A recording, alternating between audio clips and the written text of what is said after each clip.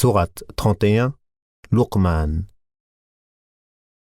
Au nom d'Allah, le tout miséricordieux, le très miséricordieux. Alif Lam Mim. Voici les versets du livre plein de sagesse. C'est un guide et une miséricorde aux bienfaisants, qui accomplissent la salat, acquittent la zakat et qui croient avec certitude en l'au-delà. Ceux-là sont sur le chemin droit de leur Seigneur et ce sont eux les bienheureux.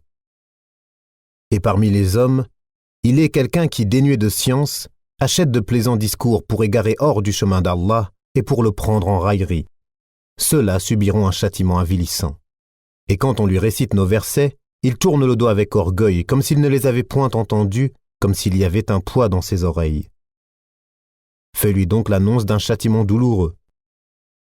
Ceux qui croient et accomplissent les bonnes œuvres auront les jardins des délices, pour y demeurer éternellement. C'est en vérité une promesse d'Allah, c'est lui le puissant, le sage. Il a créé les cieux sans piliers que vous puissiez voir, et il a enfoncé des montagnes fermes dans la terre pour l'empêcher de basculer avec vous, et il y a propagé des animaux de toute espèce. Et du ciel, nous avons fait descendre une eau avec laquelle nous avons fait pousser des plantes productives par couple de toute espèce. Voilà la création d'Allah. Montrez-moi donc ce qu'ont créé ceux qui sont en dehors de lui. Mais les injustes sont dans un égarement évident. Nous avons effectivement donné à Luqman la sagesse.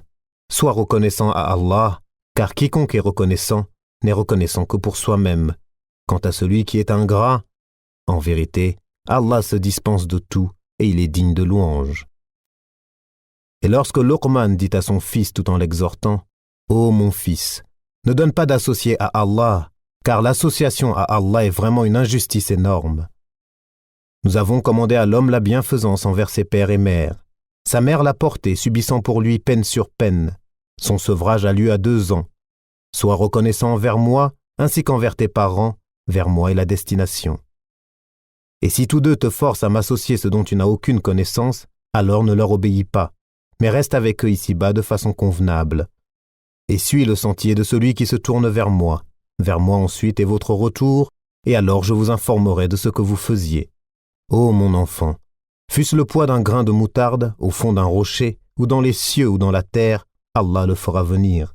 Allah est infiniment doux et parfaitement connaisseur. Ô mon enfant, accomplis la salat, commande le convenable, interdis le blâmable, et endure ce qui t'arrive avec patience. Telle est la résolution à prendre dans toute entreprise. Et ne détourne pas ton visage des hommes, et ne foule pas la terre avec arrogance, car Allah n'aime pas le présomptueux plein de glorioles. Sois modeste dans ta démarche et baisse ta voix, car la plus détestée des voix, c'est bien la voix des ânes. Ne voyez-vous pas qu'Allah vous a assujetti ce qui est dans les cieux et sur la terre, et il vous a comblé de ses bienfaits apparents et cachés. Et parmi les gens, il y en a qui disputent à propos d'Allah, sans science, ni guidée, ni livre éclairant. Et quand on leur dit « Suivez ce qu'Allah a fait descendre », ils disent « Nous suivons plutôt ce sur quoi nous avons trouvé nos ancêtres. » Et ce donc même si le diable les appelait au châtiment de la fournaise. Et quiconque soumet son être à Allah, tout en étant bienfaisant, s'accroche réellement à l'anse la plus ferme. La fin de toute chose appartient à Allah. Celui qui a mécru, que sa mécréance ne t'afflige pas. Vers nous sera leur retour, et nous les informerons de ce qu'ils faisaient. Allah connaît bien le contenu des poitrines.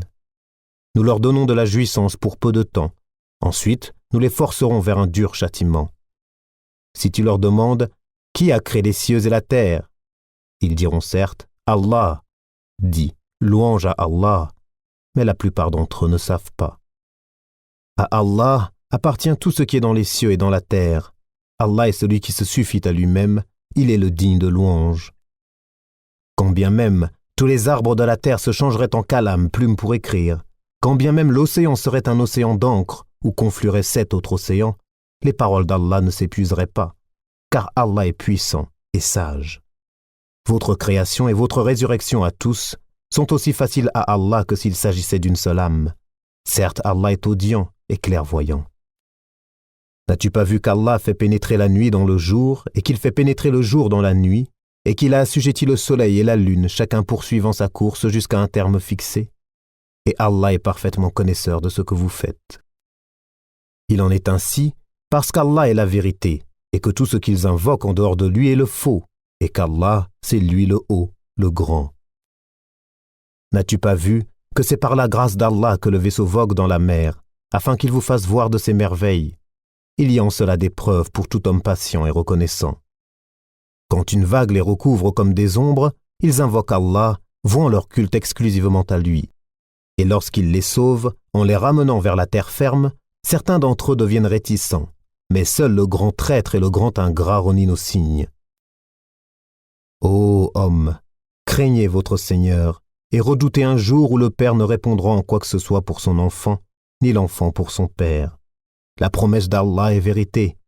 Que la vie présente ne vous trompe donc pas, et que le trompeur, Satan, ne vous induise pas en erreur sur Allah.